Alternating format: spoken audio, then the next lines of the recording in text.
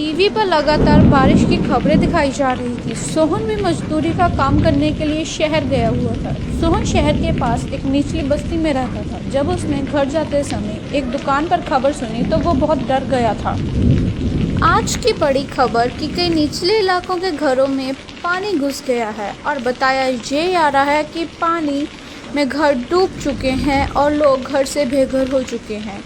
उनके पास खाने के लिए कुछ भी नहीं बचा है, इसलिए लोग अपने घरों को छोड़कर दूसरी ओर जा रहे हैं ताकि वो बच सकें। भैया ये खबर कितनी देर पहले की है? ये तो सुबह ही आ रही थी। भैया मेरा घर भी निचली बस्ती में ही है, इसलिए चिंता हो रही थी। अब मैं चलता हूँ। राम राम।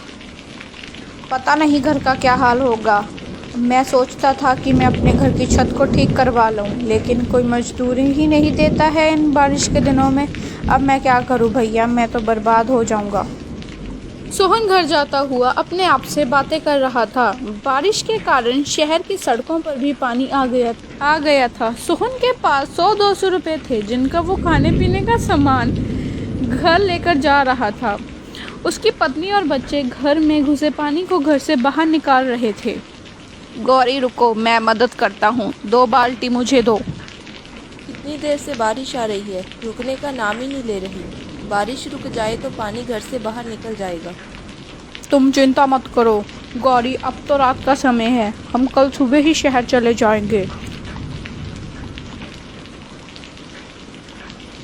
वह दोनों लगातार पानी निकालने का प्रयास करते हैं। थोड़ी देर बाद बारिश रुक जाती है। माँ बापू, बारिश रुक गई। अगर बारिश रुक जाए तो हमें कोई दिक्कत नहीं आएगी, लेकिन शुरू हो गई तो हम कुछ नहीं कर सकते। ये लो कुछ खा लो, जब से आए हो तुमने कुछ नहीं खाया है। हाँ, जल्दी सामान बांध ले, हम सभी जा रहे हैं यहाँ से। बहुत पानी आ चुका है बस्ती में, बड़े पुल पे जा रहे हैं। हाँ बांध रहा हूँ, कुछ खा लूँ, सुबह से कुछ नहीं खाया है मैंने।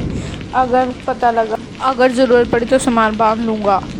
गौरी जल्दी ही सारा सामान बांध लेती है और सोहन की भी आँख लग जाती है क्योंकि वो बहुत ज़्यादा थका हुआ था। उसके साथ ही बच्चे सो जाते हैं। सुबह जब गौरी उठकर देखती है तो उनके आसपास पानी ही पानी था। सभी लोग इधर उधर भाग रहे थे। अरे सोहन जल्दी बाहर निकल, यहाँ पे बाढ़ आ चुकी है, हम नहीं बचेंगे यहाँ पे, जल्दी आ। अरे गौरी जल्दी निकल, बच्चों को लेकर, बाढ़ आ चुकी है यहाँ पे, जल्दी आ। उठो बच्चों, हमें यहाँ से जाना होगा। गौरी सारा सामान तो भीग चुका है, अभी कुछ भी लेके जाना खतरे से खाली नहीं। तुम जल्दी से की तकात पकड़ो, मैं बिट्टू को पकड़ता हूँ। जैसे ही सोहन बिट्टू को पकड़ने के लिए जाता है तभी घर की छत गिर जाती है और घर की छत का एक टुकड़ा बिट्टू को लग जाता है, जिसके कारण उसके सिर से खून निकलने लग जाता है। तभी गौरी रोने लग जाती है। सोना जी कुछ करो, बिट्टू के सिर से बहुत खून बह रहा है, वो आंखें भी नहीं खोल रहा। घबराओ मत गौरी, मैं कुछ करता हूँ। तभी सोहन वहाँ से चले जाता है और इधर उधर मदद मांगने लग जाता है। भैया जी अगर आप रामपुर जा रहे हैं तो किसी डॉक्टर को भेज देना, आपकी बड़ी मेहरबानी होगी। भैया जी तुम्हें यहाँ कोई डॉक्टर नहीं मिलेगा, ये निचला इलाका है, यहाँ कोई डॉक्टर नहीं आता। भैया जी यहाँ पर आपको कोई डॉक्टर नहीं मिलेगा, आप पुल तक पहुँच जाइए, क्या पता आपको कोई मदद मिल जाए। हाँ ये ठीक है, क्या पता कोई मदद मिल जाए। हे भगवान मेरे बच्चे की रक्षा करना। सोहन बाढ़ के पानी में तैरकर पुल की ओर जा रहा था। उधर गौरी का रो रो कर बहुत बुरा हाल था क्योंकि बिट्टू की सेहत बिगड़ती ही जा रही थी, वो बहुत ज़्यादा बीमार हो रहा था। उधर बाढ़ का पानी भी बहुत तेज़ हो रहा था। जी कहाँ रह गए आप, जल्दी आओ, बिट्टू बहुत बीमार है, उसे बहुत तेज़ बुखार आया है। हे भगवान इन्हें जल्दी से भेज दो ना। मेरे बच्चे आंखें खोल, क्या हुआ तुझे? सोहन किसी तरह पुल तक पहुंचता है। उधर भी भाग दौड़ लगी हुई थी। भैया यहाँ पे कोई डॉक्टर मिलेगा?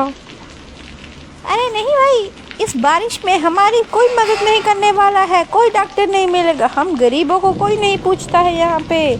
तुम्हें भी यहाँ कोई नहीं मिलेगा, कहीं भी कोई डॉक्टर नहीं दिख रहा है। भगवान मेरी मदद करो, रक्षा करो, अब तुम ही हो। तभी एक डॉक्टर वहाँ मोहन को रोते हुए देख रहा था।